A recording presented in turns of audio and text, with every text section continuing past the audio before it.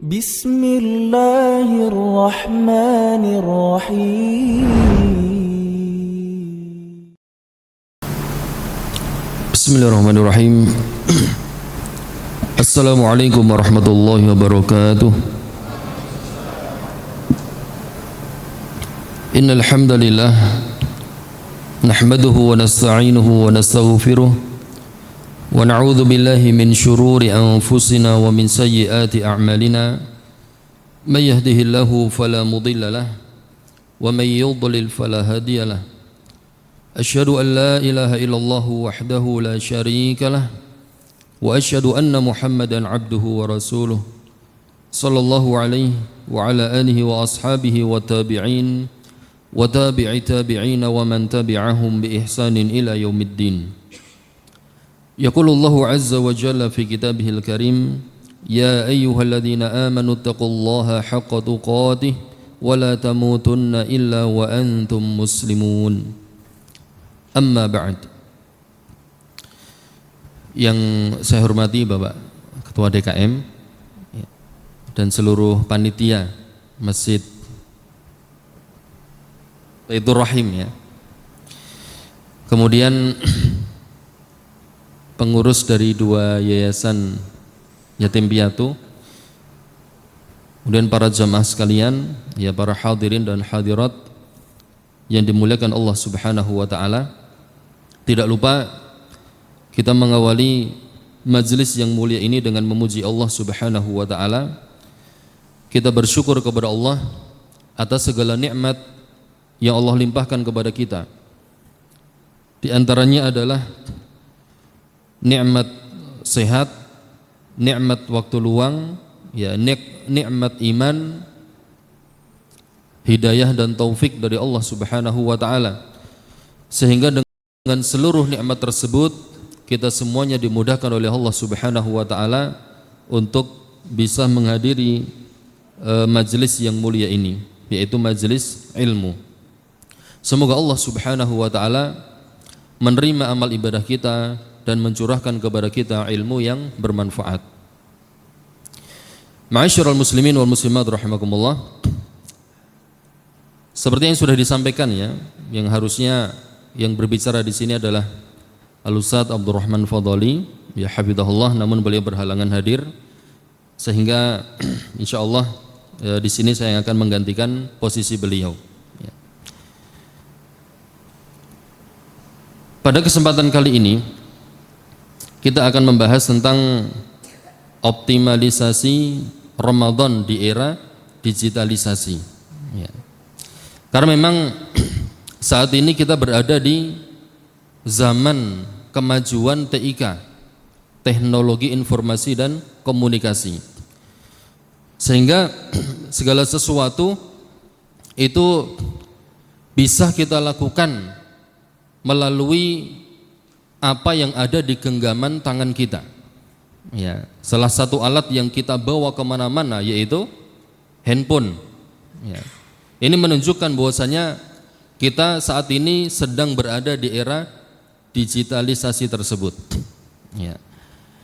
Nah, alat ini kalau tidak kita pergunakan dengan baik, tidak kita gunakan dengan bekal iman dan takwa, maka itu akan menjadi madarat bagi kita.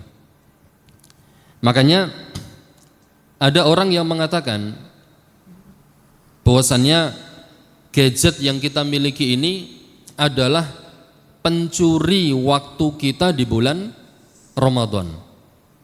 Ya. Itu benar apa salah itu? Benar apa salah, Dek? Benar kalau tidak digunakan dengan semestinya, digunakan dengan salah, itu benar sekali. Ya. Jadi handphone itu akan menjadi pencuri waktu terbaik kita di bulan Ramadan kalau kita gunakan untuk bermaksiat kepada Allah. Kita tidak berhati-hati di dalam menggunakannya. Itu benar. Ya. Namun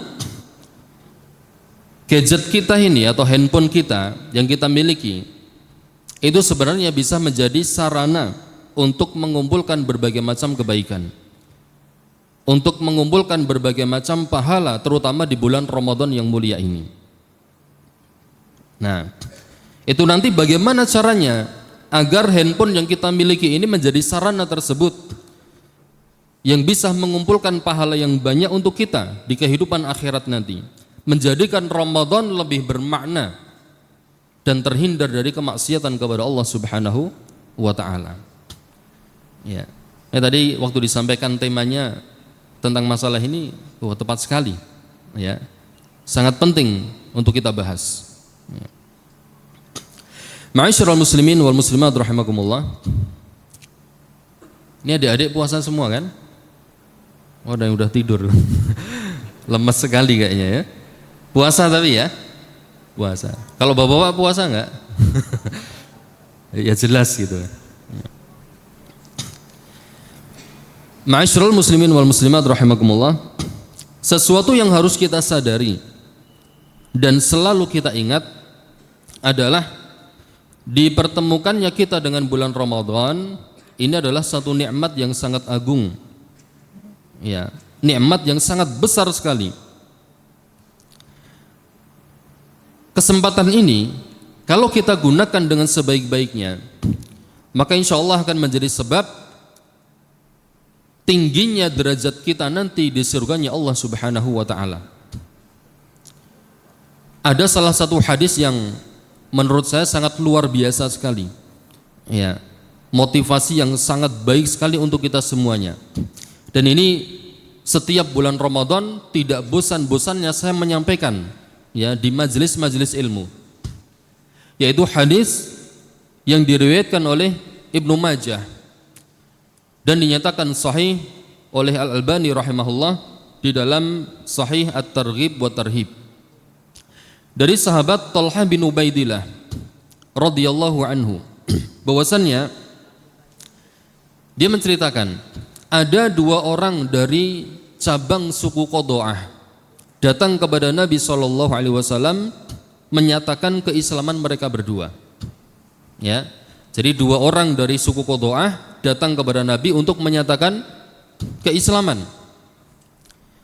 Kemudian setelah mereka masuk Islam, satu orang dari mereka sangat semangat sekali di dalam beribadah hingga akhirnya dia ikut berjihad bersama Nabi SAW. Kemudian orang ini yang ikut perang jihad ya, bersama Nabi ini terbunuh, gugur di medan perang sehingga menjadi orang yang mati syahid.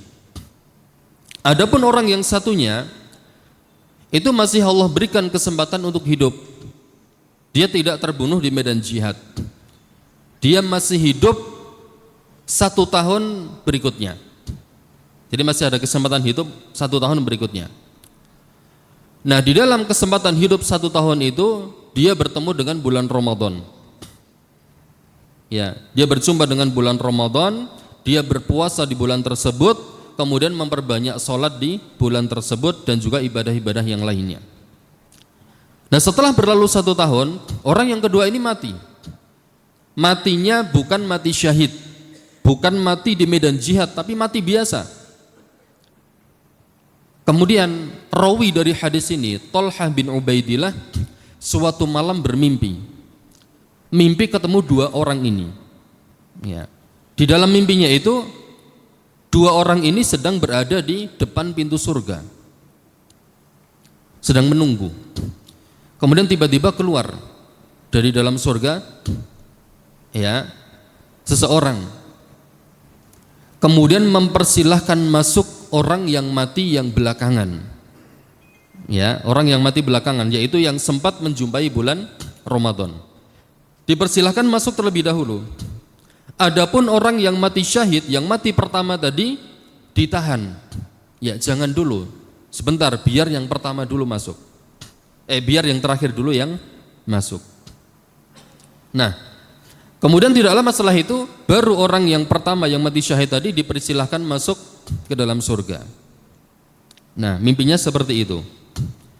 Adapun Talha bin Ubaidillah diperintahkan untuk kembali lagi oleh penjaga pintu surga tadi. Belum waktunya kamu. Nah, itu mimpinya seperti itu. Kemudian ketika memasuki waktu pagi, Thalhah bin Ubaidillah menceritakan mimpi itu kepada para sahabatnya. Ya, tadi malam saya mimpi begini.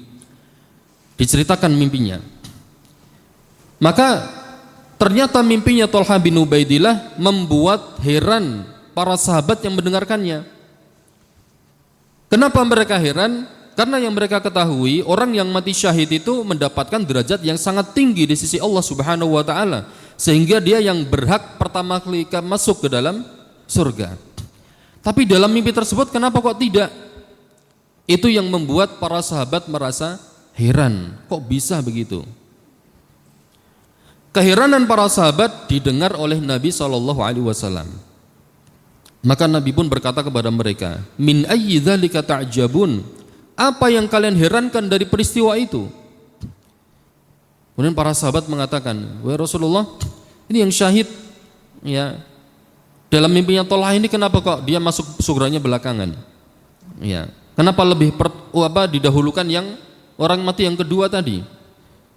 Maka kemudian Nabi SAW bersabda, alaysa qad makatha hadza ba'dahu sanah? Bukankah ya orang yang pertama masuk surga tadi dia masih hidup 1 tahun lamanya setelah meninggalnya orang yang pertama? Para sahabat mengatakan, iya wahai Rasulullah. Kemudian Nabi bertanya lagi, wa adraka Ramadan fasamahu.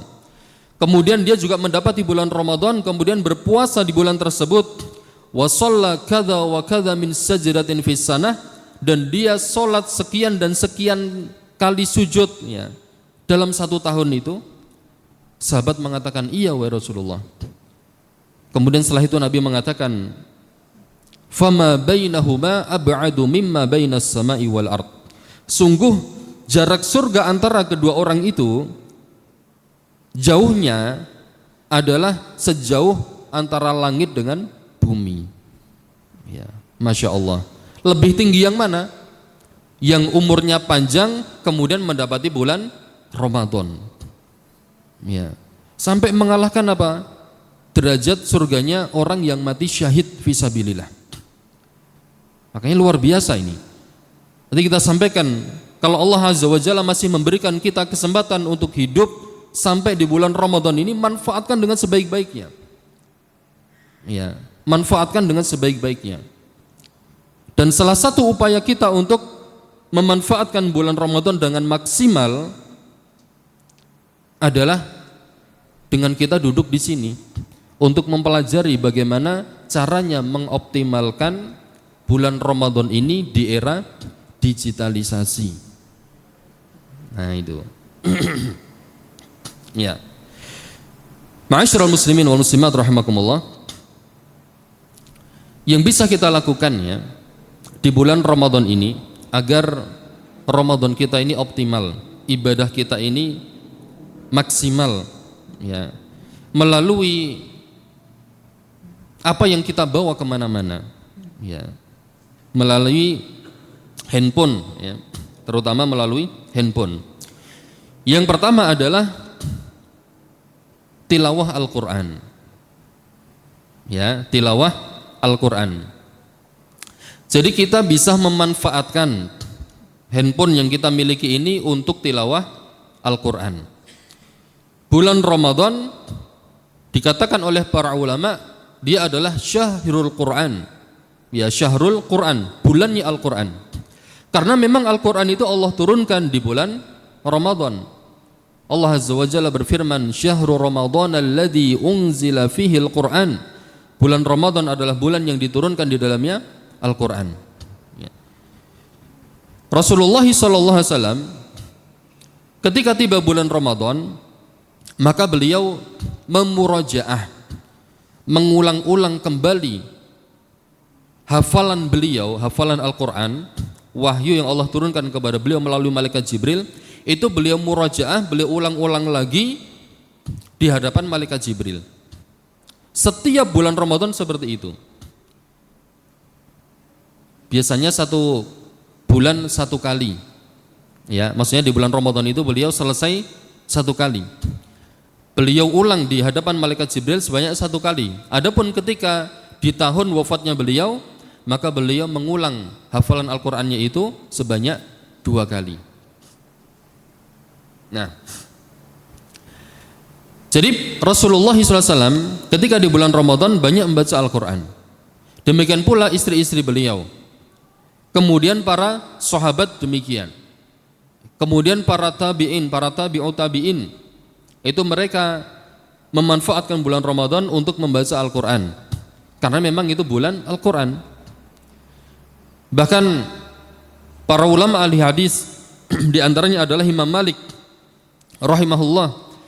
Beliau kalau sudah tiba bulan Ramadan, maka beliau menutup majelis hadisnya. Ya, majelis hadisnya beliau liburkan semuanya. Fokus untuk membaca Al-Qur'an. Kemudian para salaf, orang-orang soleh zaman dahulu yang mereka memiliki toko di pasar-pasar mereka, kalau tiba bulan Ramadan, tokonya ditutup full selama bulan Ramadan. Untuk apa? Fokus membaca Al-Quran. Makanya jangan heran ya, tatkala kita mau heran juga boleh ya. Ya. Ketika kita mendengarkan riwayat dari mereka, orang-orang soleh zaman dahulu, kok bisa menghatamkan Al-Quran di bulan Ramadan itu sampai 15 kali. Ya, 1 bulan itu hatam 15 kali. Itu ada yang di 10 hari pertama, 10 hari kedua, itu ada yang hatam setiap 2 hari. Ada yang hatam setiap 3 hari. 3 hari hatam 1 kali. Ya. Kemudian ketika masuk 10 hari terakhir bulan Ramadan, mereka bisa menghatamkan setiap hari. Ya. Makanya totalnya ya sekitar itu. Dalam 1 bulan itu hatam 15 kali. Itu karena memang mereka meluangkan waktu mereka untuk membaca Al-Quranul Karim. Nah, ma'asyiral muslimin wal muslimat rahimakumullah, dengan kemajuan TIK, teknologi informasi dan komunikasi, ini sangat memudahkan kita untuk membaca Al-Quran. Ya, di mana-mana bisa. Yang penting di tempat yang suci. Kalau zaman dahulu sebelum kita memiliki smartphone seperti ini, untuk bisa membaca Al-Quran ya dimanapun yang kita inginkan, terutama saat kita sedang berada di luar rumah, itu kita harus apa? Membawa mushaf yang kecil, kita kantongi begitu. Ya, lumayan juga kan? Kalau ukurannya berapa itu kan gundal gandul gitu kemana-mana, ya kan? Kita kantongi begini gundal gandul gitu. Ya, apalagi ukurannya itu juga lumayan tebel. Apalagi kalau yang suka bacanya itu ada yang ada terjemahnya misalnya, itu masih bawah ya. Masih bawah ya Mas ya. Nah itu. Tapi jarang ya sekarang yang bawa seperti itu ya. Kalau masih meluangkan atau untuk membawa itu, masya Allah bagus. Jadi mushaf tidak tergantikan dengan gadget, dengan handphone. Ya. Nah kalau zaman dulu seperti itu, kemana-mana kita membawa seperti itu. Adapun sekarang maka lebih mudah. Kita bisa membaca Al-Quran ya di manapun ya, saat kita bekerja misalnya kita membawa handphone, gitu kan? Kemudian ketika waktu istirahat kita bisa membuka itu ya handphone untuk membaca Al-Quran, ada aplikasinya, kan begitu. Kemudian ketika kita sedang pulang dari kerja misalnya, hujan, kemudian lupa nggak bawa jas hujan, harus neduh, itu juga bisa kita manfaatkan untuk membuka aplikasi Al-Quran dan seterusnya ya. Sehingga tidak ada alasan untuk tidak bisa khatam di bulan Ramadan ini, nggak ada alasan ya, nggak ada alasan. Karena apa? Mushaf itu sudah bisa kita bawa kemana-mana ya. Kan nggak ada alasan, oh saya mau pengen baca tapi nggak bisa. Tapi HP kan selalu di kantong gitu kan.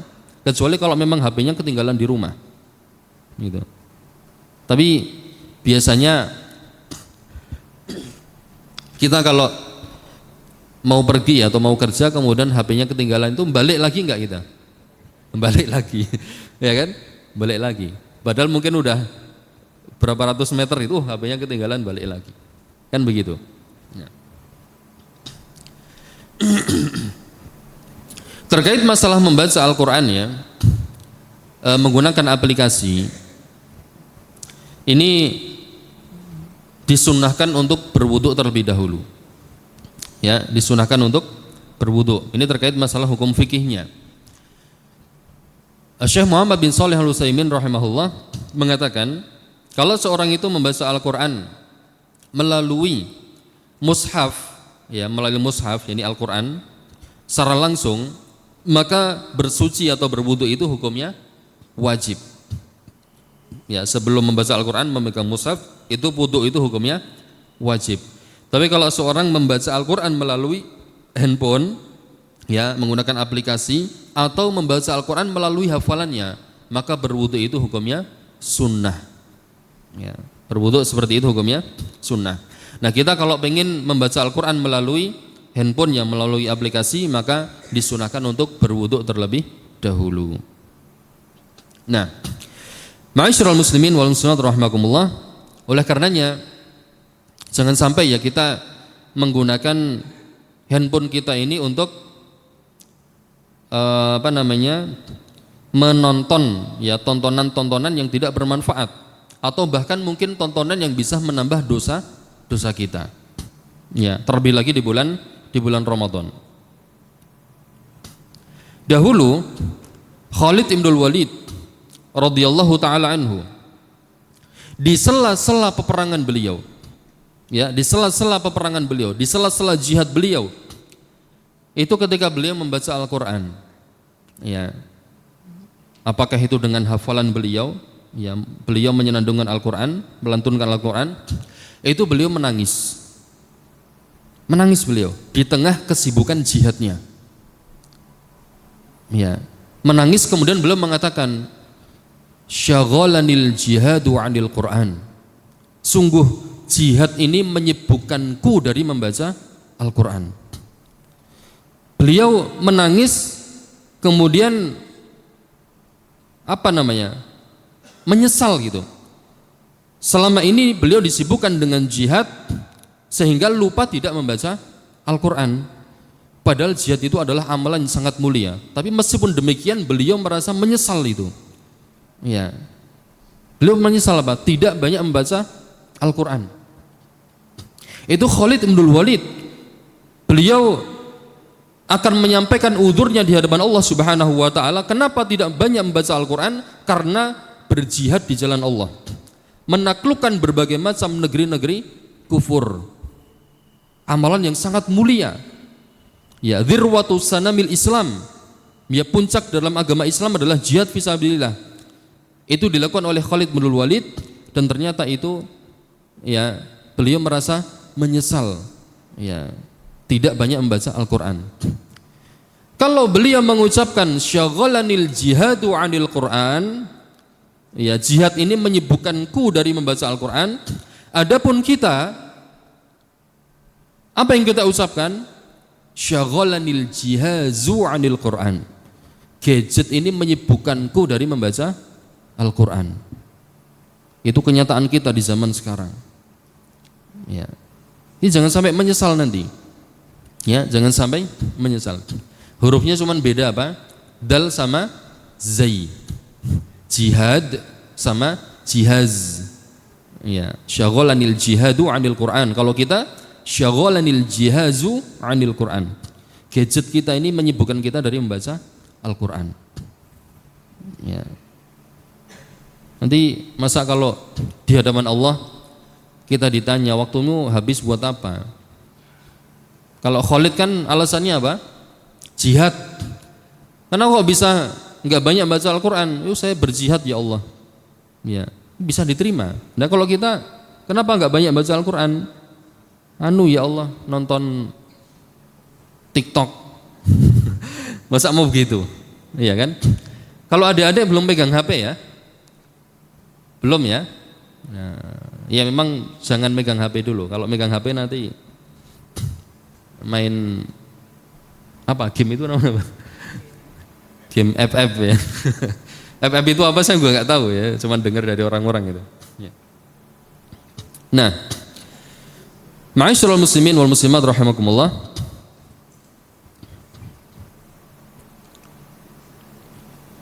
Terkait masalah Al-Quran ini, ya sudah banyak motivasi-motivasi dari Nabi SAW yang menyemangati kita atau menyemangati umatnya untuk banyak membaca Al-Quran.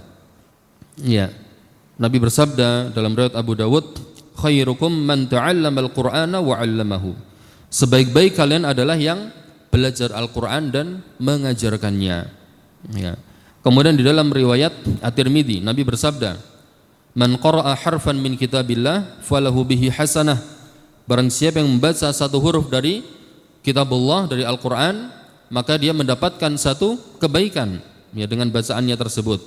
Wal hasanatu bi asyri amsalihha, dan satu kebaikan dilipat gandakan 10 kali lipatnya.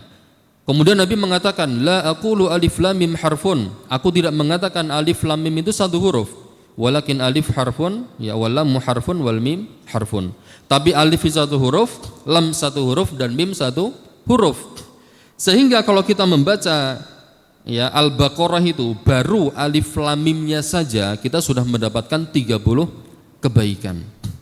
Ya, bayangkan kalau kita membaca satu hari satu juz, ya satu juz. Kita berangkat kerja misalnya sambil nunggu masuk, ya berangkatnya pagi ya sambil nunggu masuk, kita baca Al-Quran melalui handphone kita, manfaat itu. Ya. Kemudian di waktu istirahat jam 12 ya istirahat, kita sempatkan juga membaca Al-Quran. Ya. Kemudian di waktu istirahat yang lain misalnya kita baca Al-Quran lagi, itu manfaatnya luar biasa. Ya. Itu diantara cara memanfaatkan kemajuan TIK atau teknologi informasi dan komunikasi di bulan Ramadan ini, yaitu menjadikan handphone kita ini bermanfaat, yaitu kita gunakan untuk membaca Al-Quranul Karim. Kemudian yang kedua yang bisa kita lakukan ya melalui gadget kita ini adalah tadabbur Al-Quran. Ya, ini sebenarnya masuk dalam membaca Al-Quran, tapi saya khususkan ini tadabbur agar mendapatkan perhatian yang lebih. Ya. Jadi yang kedua ini tadabbur. Salah satu tujuan diturunkannya Al-Quranul Karim adalah agar ditadabburi ayat-ayatnya. Di dalam surat Shad ayat 29 Allah Subhanahu wa taala berfirman, kitabun anzalnahu ilaika mubarakul liyadabbaru ayatihi waliyatadzakkara ulul albab.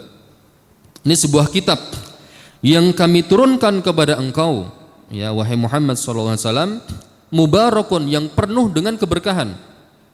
Ya, liyadabbaru ayatihi, agar supaya mereka mentadaburi ayat-ayatnya.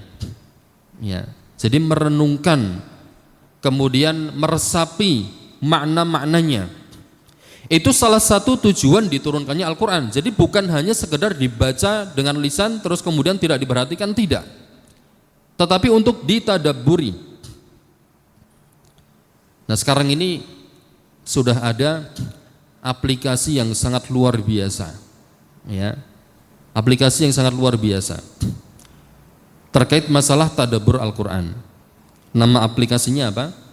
Quran Tadabbur, ya, Quran Tadabbur. Di situ kita bisa membaca tafsir dari surat yang kita baca. Ya, kita misalnya tilawahnya sudah sampai apa ini? Ya, sudah sampai surat Al-An'am misalnya. Kita baca surat Al-An'am, kemudian di situ ada tafsirnya. Ya, mau pilih tafsir Ibnu Katsir ada, mau tafsir As-Sa'di ada, mau tafsir apa ada. Ya. Kalau kita tidak sempat membaca maka ada rekamannya, ya, ada audionya. Kita malas membaca, misalnya karena lapar, karena haus, gitu kan, karena capek, itu kita bisa dengarkan, ya, tafsiran dari ayat ini apa. Ya. Jadi memudahkan sekali untuk tadabbur Al-Quran. Nah nanti yang ini bukan ngiklan nih ya, bukan ngiklan ya, tapi ini berbagi manfaat lah. Ya, di Al-Quran yang belum ada aplikasi tersebut bisa diinstal. Itu manfaat sekali, ya sangat bermanfaat sekali. Nah, tadabbur Al-Quran itu sangat perlu sekali, ya sangat perlu sekali. Rasulullah SAW ketika beliau membaca Al-Quran, maka jelas beliau membaca dengan tadabbur. Bahkan ketika beliau mendengarkan bacaan Al-Quran saja, beliau mentadaburi ayat tersebut, ayat yang dibacakan. Ada satu riwayatnya dari Abdullah bin Mas'ud radhiyallahu anhu. Suatu ketika Rasulullah SAW meminta Abdullah bin Mas'ud untuk membaca Al-Quran di hadapan beliau, di hadapan Nabi. Maka Ibnu Mas'ud heran, wahai Rasulullah, Al-Quran ini turun kepadamu, terus engkau memintaku untuk membacakannya untukmu. Ya. Maka Rasulullah kemudian mengatakan, Inni ashtahi an asma'ahu min ghairi. Aku sangat ingin mendengarkan Al-Quran itu dari orang lain, dari selainku.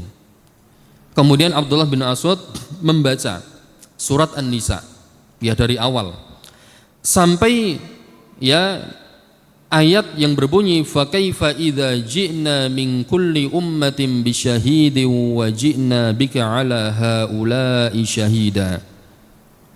Lalu bagaimana ketika kami datangkan untuk setiap umat itu saksi, dan kami datangkan pula engkau sebagai saksi untuk mereka. Ya. Ketika sampai ayat ini, Abdullah bin Mas'ud menceritakannya. Ketika sampai ayat ini, sahabat yang lain itu menggoyang-goyang tangannya Ibnu Mas'ud, ya, digini-giniin. Ya. Kemudian Abdullah bin Mas'ud melihat ke arah Nabi. Ternyata Nabi menangis. Ya. Mendengarkan ayat itu Nabi kemudian menangis. Ya. Ini menunjukkan bahwasannya beliau ketika membaca atau mendengarkan ayat Al-Quran disertai dengan tadabbur. Ya, merenungkan kemudian meresapi maknanya. Ya, seperti itu.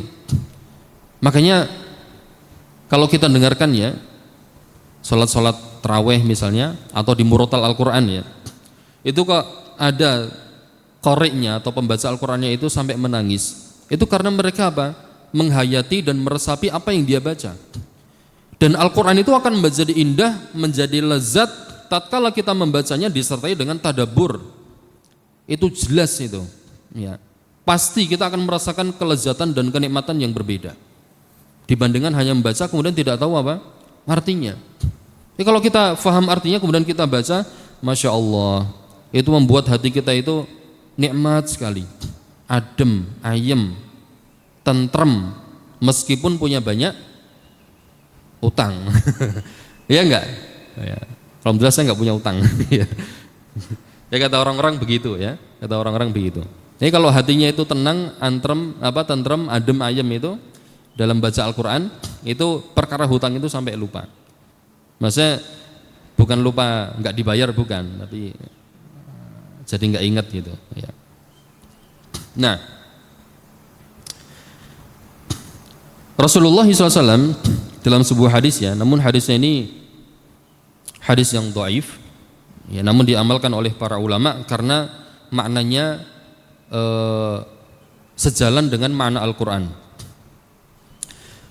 Disebutkan dalam riwayat ini, inna hadzal qur'ana nuzila bihuznin. Sesungguhnya Al-Quran ini diturunkan dengan kesedihan. Fa idza qara'tumuhu fabku, maka kalau kalian membacanya maka menangislah kalian. Fa illam tabku fatabakau, kalau kalian tidak bisa menangis maka berusahalah untuk menangis. Ya. Jadi menangis ketika membaca Al-Quran. Ini sejalan dengan surat Al-Isra ayat 109. Allah berfirman menceritakan tentang orang-orang yang beriman. Ya, orang-orang yang beriman yang kuat keimanan mereka, setiap kali mendengarkan ayat Al-Quran dibacakan, ya Allah mengatakan wa yakhirruna lil adqani yabkuna wa yaziduhum khusyu'a, maka mereka menyungkurkan wajah mereka, kemudian mereka menangis dan bertambah kekhusyuan mereka. Ini Al-Quran. Ya. Jadi ma'asyiral muslimin wal muslimat rahimakumullah, yang kedua yang bisa kita lakukan ya menggunakan handphone kita ini dalam masalah tilawah adalah mentadaburi Al-Quran. Ya. Apalagi sekarang aplikasi yang bacaan itu, yang bukan tadabbur Quran tadi ya, aplikasi biasa Al-Quran itu juga sudah ada itu terjemahan ya. Kemudian ada yang menyebutkan apa, tafsir muyasarnya, tafsir ringkas. Nah itu perlu untuk kita baca, untuk apa, tadabbur. Nah kemudian ma'asyiral muslimin wal muslimat rahimakumullah, yang ketiga yang bisa kita manfaatkan ya melalui handphone yang kita miliki ya di bulan Ramadan ini adalah infak. Ya, apa? Infak. Infak atau sedekah. Infak itu penggunaannya untuk harta. Ya. Jadi kalau kita infak itu mesti infaknya apa, berupa harta. Tapi kalau sedekah itu lebih umum. Sedekah itu bisa dengan harta, bisa dengan yang lain. Ya, bahkan dengan apa namanya, senyuman kita itu bisa dianggap sebagai sedekah. Sebagaimana sabda Nabi sallallahu alaihi wasallam, tabassumuka fi wajhi akhika shadaqah. Senyummu di hadapan wajah saudaramu adalah sedekah. Jadi kalau infak itu khusus harta. Nah, yang bisa kita lakukan ya dengan handphone kita di bulan Ramadan ini adalah infak. Di antara amalan prioritas di bulan Ramadan adalah berinfak. Ya, sampai ada sebagian ulama yang mengatakan bulan Ramadan itu adalah bulan tilawah Al-Quran dan sedekah. Ya, sedekah harta, infak.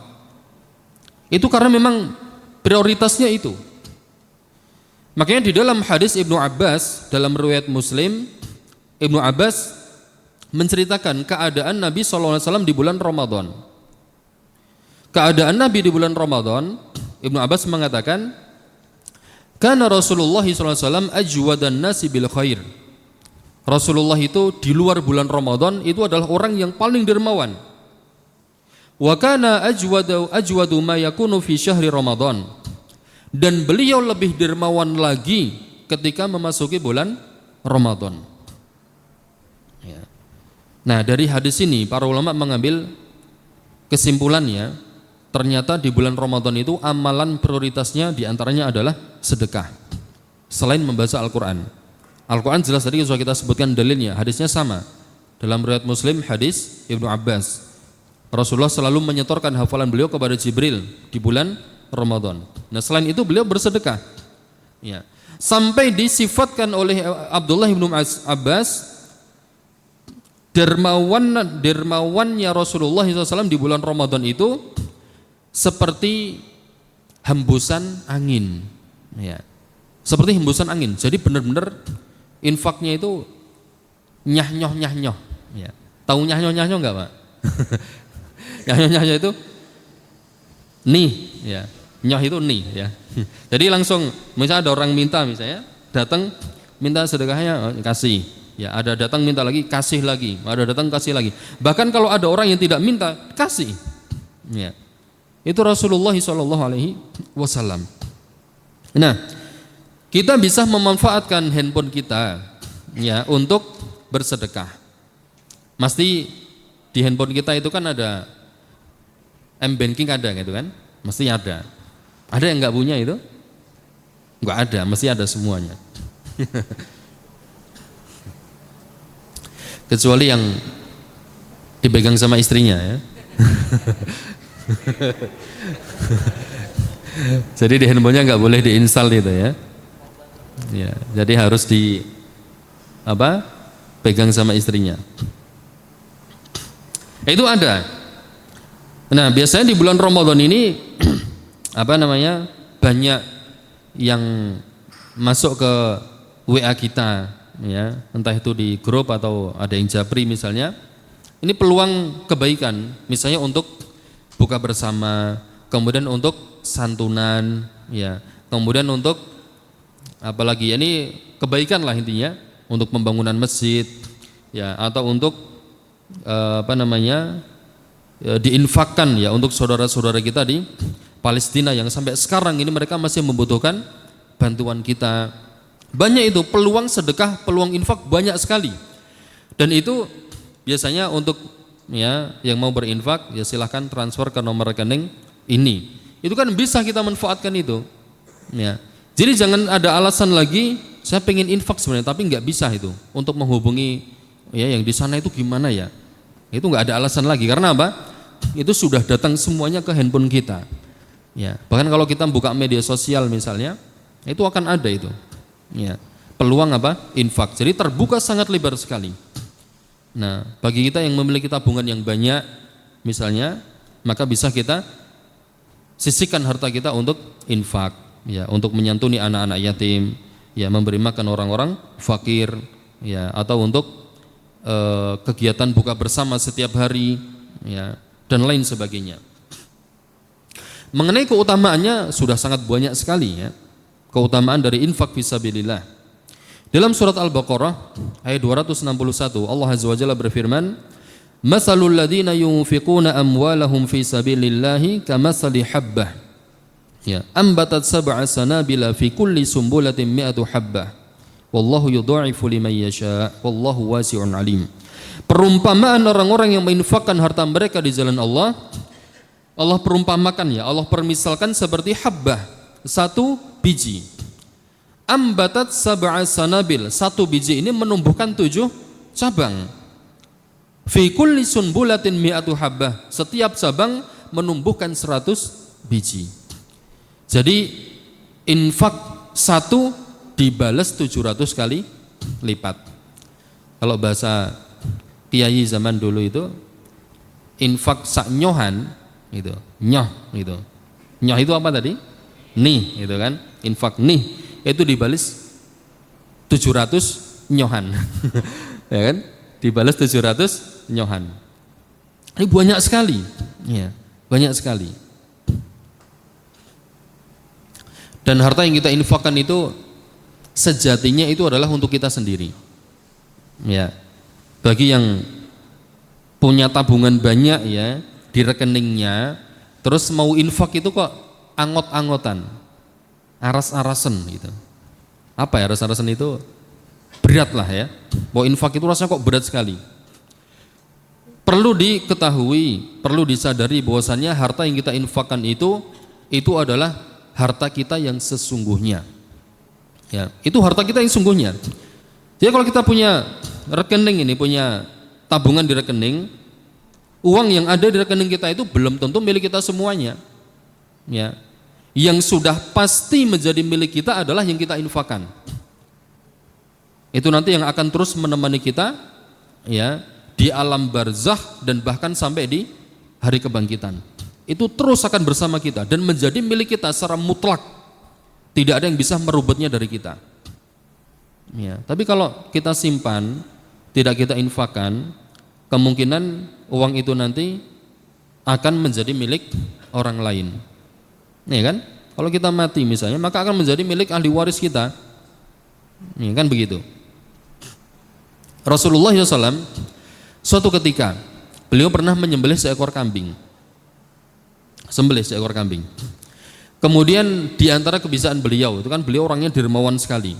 Beliau memerintahkan istri-istrinya untuk membagikan kambing tersebut. Ya, dagingnya ya dibagikan. Kemudian setelah dibagikan, Rasulullah bertanya kepada Aisyah, apa yang masih tersisa dari kambing itu? Maka Aisyah mengatakan, tidak ada yang tersisa kecuali bagian pundaknya. Jadi kaki kambing yang kanan itu, udah. Jadi semuanya sudah disedekahkan kecuali yang bagian kaki apa tangan itu? Kaki ya, kambing kakinya 4. Kaki yang depan itu, yang bagian pundak. Maka mendengar istrinya mengatakan seperti itu, Rasulullah kemudian mengatakan, ya, tersisa seluruhnya kecuali bagian pundaknya. Faham maksudnya ini? Tersisa seluruhnya kecuali bagian pundaknya. Artinya apa? Beliau menganggap yang beliau infakkan semuanya itu adalah yang menjadi milik beliau secara hakiki. Ya, itu yang akan terus tetap bersama beliau. Ya, makanya beliau mengatakan tersisa seluruhnya kecuali bagian pundaknya. Nah, seperti itu. Ya, jadi kalau kita pelit dari berinfak, Ya, padahal kesempatan sudah terbuka lebar ya.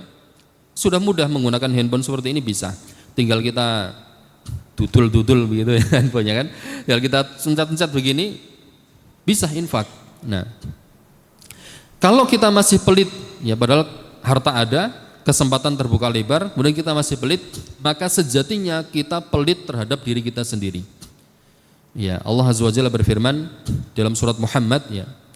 Ha antum haula'i tud'auna litunfiqu fi sabilillahi faminkum may yabkhal. Ya. Ini mereka ini di antara mereka ini ada yang diseru untuk infak fi sabilillah. Ya. Maka di antara kalian itu ada yang bakhil.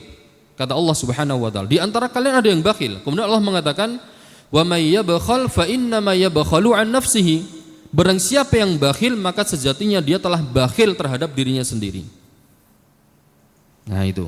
Ya kalau kita bakhil, ya kita berarti bakhil untuk kita diri sendiri. Nah itu. Wallahul ghaniyyu wa antumul fuqara. Allah itu maha kaya sedangkan kalian itu miskin. Ya. Jadi kalau kita infak itu pasti akan diganti oleh Allah Subhanahu wa taala. Tapi dalam infak kita nggak boleh memaksa ya, nggak boleh memaksa. Ya, tadi sudah disebutkan hadisnya, infak satu itu dilipat gandakan 700 kali lipat. Yang kemudian kita maksa orang, ayolah sini infak. Nah, ya, jamnya itu coba buat sini jamnya, diinfakkan biar dilipat gandakan sampai 700 kali lipat dan seterusnya. Itu nggak boleh. Ya, dalam masalah infak kita tidak boleh memaksa orang lain. Kemudian yang berikutnya, yang keempat, yang bisa kita lakukan ya melalui handphone kita ya di bulan Ramadan agar bernilai ibadah, yaitu menyebarkan konten-konten dakwah ya, menyebarkan konten dakwah. Kita bisa menggunakan handphone kita ya, kalau kita punya media sosial ya, punya akun di media sosial, entah itu Facebook ya, IG atau apalagi sih WA ya dan lain sebagainya, itu bisa kita gunakan sosial media tersebut untuk menyebarkan konten-konten dakwah ya, seperti menyebarkan potongan-potongan video yang bermanfaat dari ustadz-ustadz yang memang kita kenal ilmunya mumpuni, yang memang ahli di bidangnya ya. Kan sudah banyak itu sekarang potongan-potongan video itu bermanfaat sekali dan insya Allah lebih menarik untuk ditonton ya, daripada kita menge-share satu gelundung gitu ya. Jadi video full selama 1 jam 40 menit itu jarang sekali ada orang yang mau buka ya, harus nunggu banyak banget ya. Tapi kalau yang model potongan-potongan di situ biasanya ya dipotong, ya, ini tentang masalah ini ya, ada yang cuma 2 menit, ada yang cuma 1 menit ya kan, tapi bermanfaat itu ya, itu kita sebarkan, itu kita isi media sosial kita itu dengan konten-konten dakwah ya, agar apa, kan di media sosial itu kan banyak konten-konten yang macam-macam itu kan, kontennya ada yang ya kalau kita lihat itu menjadikan waktu kita nggak bermanfaat, sia-sia ya, sia-sia. Ada yang kalau kita lihat itu menambah dosa kita, kan banyak sekali itu. Nah, agar konten-konten seperti itu semakin tersingkirkan ya, kemudian semakin kalah, maka kita perbanyak apa, menyebarkan konten-konten dakwah ya, itu sangat bermanfaat sekali. Nah, dengan seperti itu apa, kita akan mendapatkan pahala.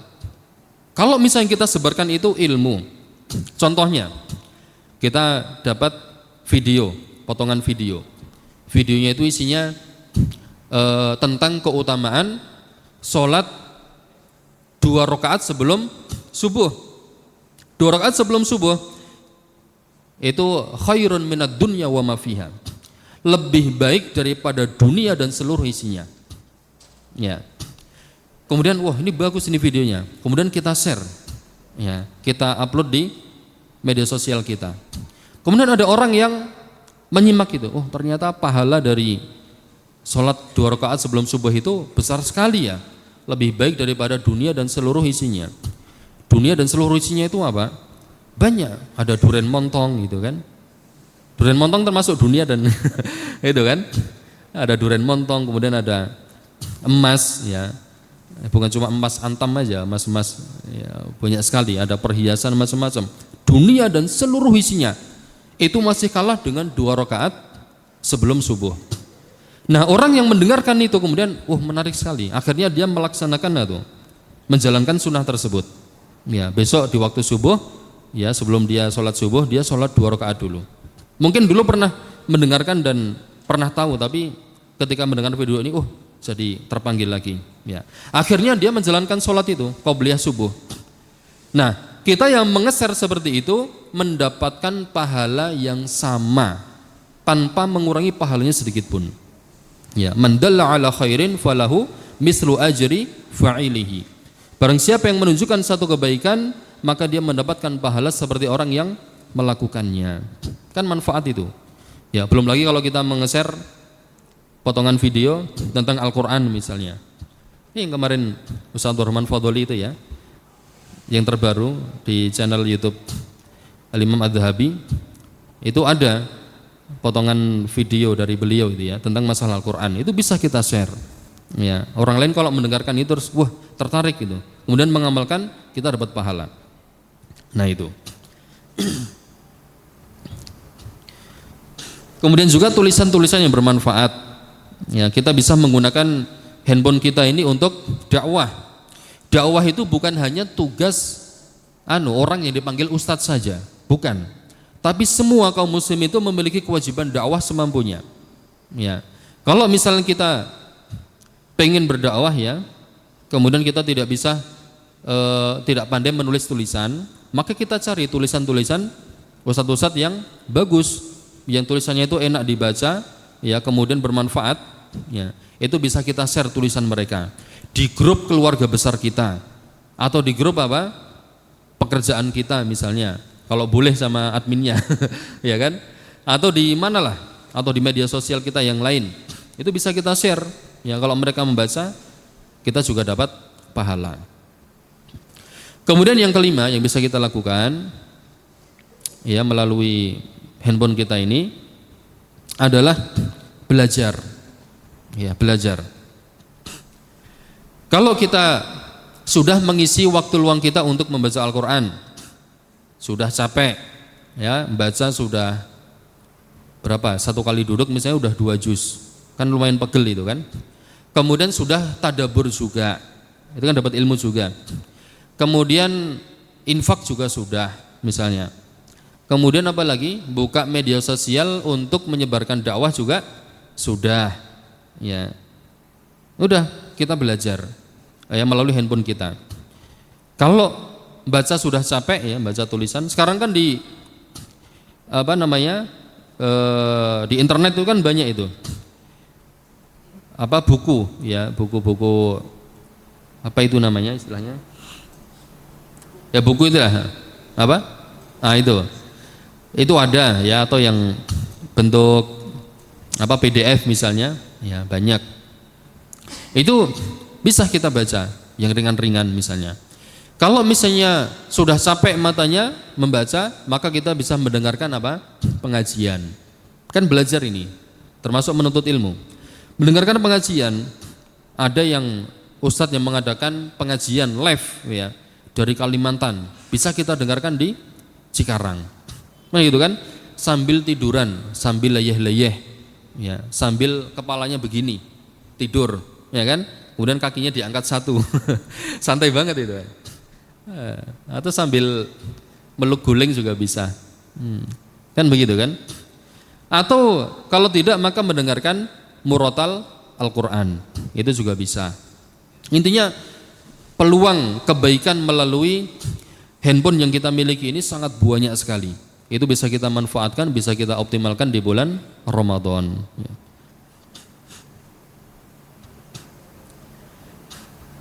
Ya, kalau kita gunakan handphone kita itu untuk main game, ya dari jam berapa? Ya dari subuh sampai masuk kerja. Ya kan? Kalau itu nggak manfaat, ya nggak manfaat, nggak manfaat jelas, rugi. Apalagi kalau gamenya itu game slot, ya udah, ya kan? Game slot itu udah, itu dampaknya buruk sekali. Ya. Saya itu beberapa waktu yang lalu, tahun kemarin lah ya, tahun kemarin, itu ada ibu-ibu datang ke saya waktu ngisi pengajian ya. Ibu-ibu sambil nangis-nangis dia, ya nangis-nangis, sambil gendong anaknya masih kecil, ya. Kemudian ada dua lagi yang digandeng begini, itu mengeluhkan suaminya kecanduan judi online, game slot itu loh, ya, slot ya namanya, game slot itu, sanduan itu, sampai habis-habisan. Dia sudah karyawan tetap, sudah punya rumah, sudah punya mobil, pokoknya hidupnya udah normal ya, udah enak banget itu. Ya. Akhirnya apa? Karena terjerat itu, kecanduan judi online itu, awalnya itu ngelihat temennya. Wah ini perhatikan, teman itu bahaya. Ya, kita harus hati-hati memilih teman. Awalnya itu dia cuma lihat, kata istrinya itu, cuma lihat, kemudian kok seru, akhirnya dia ikut nyoba, kemudian mungkin pertama dikasih menang dulu ya, kasih menang dulu, menangin, akhirnya terus dia kecanduan, sampai dia terlilit pinjol juga, ya, sampai berapa aplikasi itu pinjol, kemudian hutang ke saudara-saudaranya juga iya, ya, kemudian sampai dia menjual mobilnya, ya, sampai dia mengajukan resign itu, mengundurkan diri dari pekerjaannya, dapat pesongon. Niatnya untuk membayar hutang-hutangnya, tapi malah buat main lagi, ya, akhirnya habis lagi, ya. Terus kemudian apa? Rumahnya dijual, anak-anaknya putus sekolah, hancur-hancuran itu. Ya. Ini ya, saya tidak menyebutkan namanya, jadi untuk pelajaran, ya.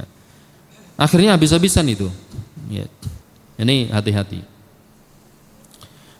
Akhirnya stres ya, mengurung diri di dalam kamar terus, di kamar yang rumahnya sudah dipasang tulisan apa, dijual, ya. Akhirnya sekarang sudah terjual, nggak tahu sekarang sudah pindah kemana, ya.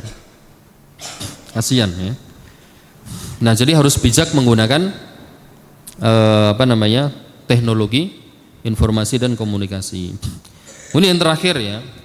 Yang terakhir yaitu bisa kita gunakan untuk menyambung silaturahim. Ya, jadi handphone kita ini bisa kita gunakan untuk menyambung silaturahim. Silaturahim ini termasuk ibadah ya yang sangat bagus kita lakukan di bulan Ramadan.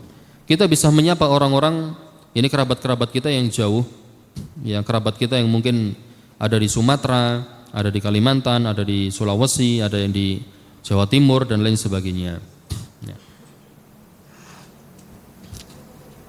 Baik, mungkin itu yang bisa kita sampaikan, waktunya sudah habis ya. Ini yang bisa kita sampaikan ya dari materi ini, dan persiapannya sangat singkat sekali, setengah jam tadi. Saya menyiapkan materi ini setengah jam ya. Masya Allah. Ya mudah-mudahan bermanfaat, dan tentu banyak kekurangan, dan saya minta maaf atas kekurangan ini ya. Semoga yang sedikit ini bermanfaat untuk kita semuanya, terutama untuk saya pribadi. Wallahu ta'ala a'lam. Barangkali ada pertanyaan, dipersilahkan. Ya, silakan.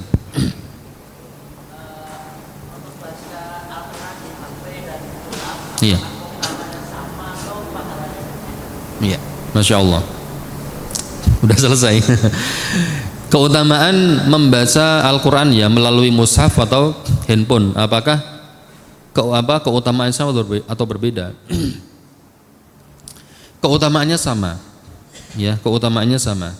Tapi ada ucapan dari tadi saya baca ya dari grup WA Dai, ya Duat Ahlus Sunnah Indonesia. Itu diisi oleh banyak ustadz ya di situ. Ada ustadz-ustadz besar di situ. Saya baca fatwa dari Syekh Shalih Al Fauzan, bahwasanya membaca Al-Quran dengan mushaf itu lebih utama, ya, lebih utama. Bukan dari sisi ini ya, pahala yang didapatkan tadi satu huruf satu kebaikan, bukan. Tetapi dari sisi ini, dari sisi pemuliaan terhadap mushaf itu sendiri. Ya. Jadi mushaf itu salah satu syiar Allah. Nah, kalau kita membaca Al-Qur'an menggunakan mushaf itu artinya kita dengan memegang seperti itu kita menghargai Al-Qur'an, ya, lebih menghargai syiar Allah Subhanahu wa taala. Ya. Sehingga afdoliyahnya itu di situnya. Ya, afdoliyahnya di situnya. Kalau HP ini kan memang diciptakan bukan khusus untuk Al-Qur'an, tetapi untuk keperluan-keperluan yang lainnya. Ya. Makanya saran beliau hendaknya bagi yang berada di rumah, ya, atau di masjid seperti ini, dan di masjid atau di rumahnya itu ada mushaf, lebih baik dan lebih afdolnya dia membaca menggunakan mushaf. Ya. Handphone ini dibaca kalau di kondisi kita sedang tidak ada mushaf. Ya, misalnya kita lagi nganterin istri beli buka puasa. Biasanya yang turun istrinya apa? Antum kalau misalnya kalau istri lagi ngajak beli bukaan itu loh, ayo beli buka itu. Nah kan kita yang boncengin itu. Nah kalau pas sudah sampai tempatnya itu yang turun siapa? Kebanyakan yang turun istrinya ya. Kebanyakan.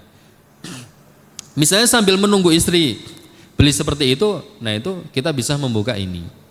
Ya, tapi kalau kita nggak kerepotan bawa mushaf tadi seperti yang antum bawa itu, maka lebih afdolnya apa? Membaca dengan mushaf. Ya, itu. Poin intinya dimanapun kita berada, selama mushaf itu bisa dan ada, ya, untuk kita baca, maka itu lebih afdol daripada menggunakan handphone. Gitu. Tapi kalau dari sisi hurufnya tadi, satu huruf satu kebaikan sama. Ya.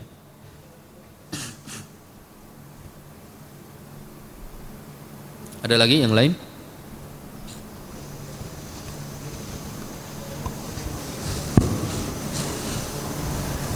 Ini adiknya udah mimpi apa itu dari tadi? Nggak apa-apa, anak segini mau puasa full itu Masya Allah ya, luar biasa. Harus kita apresiasi. Ya, ada lagi? Ya, silakan Pak. Waalaikumsalam warahmatullahi wabarakatuh.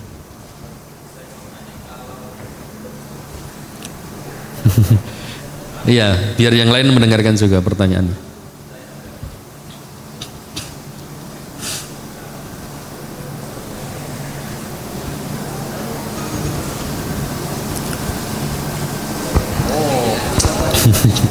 Maklum. Iya. Ustadz, saya mau tanya, kalau seandainya di era digitalisasi kan pakai handphone Ustadz ya, kalau kita install Al-Quranul Karim, terus yang saya tahu kan bahwasanya jangankan mushaf gitu, kalau ada tulisan Arab aja kalau di bawah kan sebisa mungkin jangan. Iya. Nah itu bagaimana hukumnya? Masa dibawa ke kamar mandi? Iya, dibawa ke kamar mandi atau ditaruh terus ada yang ngelangkahin segala macam pas tidak sengaja gitu. Iya. Itu bagaimana Ustadz? Iya. Kasih. Baik. Aplikasi aplikasi Al-Quran dalam handphone kita ini hukumnya tidak sama seperti Al-Quran. Ya. Jadi boleh kita bawa ke kamar mandi. Karena apa? Ya asalkan ini ya, waktu kita masuk kamar mandi itu sedang tidak membuka aplikasi tersebut. Jadi kita matikan itu, ya kan? Kita matikan seperti ini, ya kan layarnya kan gelap, ya. Aplikasinya tidak terbuka. Maka ini nggak masalah. Dibawa nggak apa-apa. Ya, dibawa kamar mandi nggak masalah. Ya, kalau mushaf itu baru nggak boleh. Meskipun tertutup ya, kita kantongi, ada selerekannya itu, ada resletingnya. Kita bawa kamar mandi tetap nggak boleh. Ya, harus kita tinggal di luar. Itu. Tapi kalau handphone ini hukumnya berbeda dengan mushaf. Jadi mau dibawa kamar mandi boleh, atau kelangkahan orang juga nggak masalah, atau ketiduran juga nggak masalah. Ya. Ketindihan tidur maksudnya, ya. Nggak masalah, boleh.